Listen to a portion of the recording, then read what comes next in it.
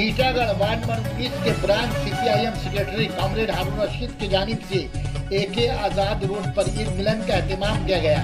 CPIM senior लीडरान के अलावा state committee member मगरी बंगाल मोहतरमा comrade Kargil Chatterjee, ward number 19 के मौजूद हजरात, समाजी शख्सियतों ने शिरकत की। ईद मिलन कामयाब बनाने के लिए इलाकाई सीपीआईएम मेंबर कॉमरेड आदिल रशीद और नौजवान कॉमरेड हजरात पेश रहे। मेहमान नवाजी में हलीम और सिमैया का लुत्फ लोगों ने उठाया।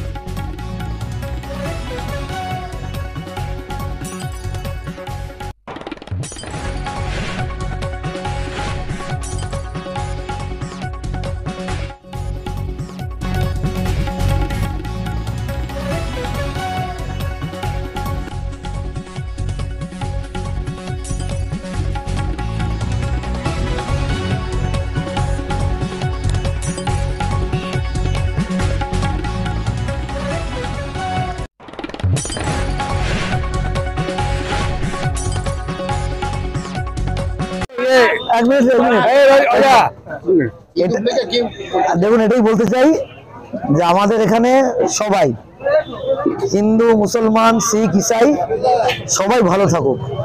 জাত, ধর্ম, বর্ণ নির্বিশেষে সব মানুষ ভালো থাকুক, সবাই ভালো কাটুক, সবার জীবন ভালো হোক। सबको एक साथ रहना है, सबको एक साथ लड़ना है, सबको एक साथ होकर एकजुट होकर अपना हक के लिए लड़ना है। अच्छा, जिस तरह उत्तर प्रदेश में जो है पुलिस के सिक्योरिटी फोर्स पर जो है मार दिया गया गोली, क्या बोलना चाहेंगे? देखिए, वो तो उसका नीति है, वो नहीं चाहते कि हमारे देश पूरा एक रहे। उसका ये चाहना है कि पूरे देश को वो टुकड़े टुकड़े करना चाहिए। हमारी लड़ाई इसके खिलाफ है। हमारे रवींद्रनाथ ठाकुर जे गान लिखेছেন তাতে একটা লাইন বলেছেন যে অহরহ তব আহ্বান প্রচারিত শুনিতব উদার বাণী, হিন্দু বৌদ্ধ শিখ জৈন পুরুষ পারসিক মুসলমান খ্রিস্টান पूर्व पश्चिम आशे तब सिंहासन पाशे। देखिए, हमारे देश है यूनिटी इन डाइवर्सिटी। एक कविता का जो हमने टैगोर के पोएम से बात किया है, ये इंडिया है, भारत है, ये यूनिटी इन डाइवर्सिटी। हमारे जो एकता है, हमारा जो अखंडता है, सब मिलकर हमारे देश में एक साथ हिंदू, मुसलमान, सिख, ईसाई सब रहते हैं। लेकिन ये लोग नहीं चाहते ये सब। कौन नहीं चाहते?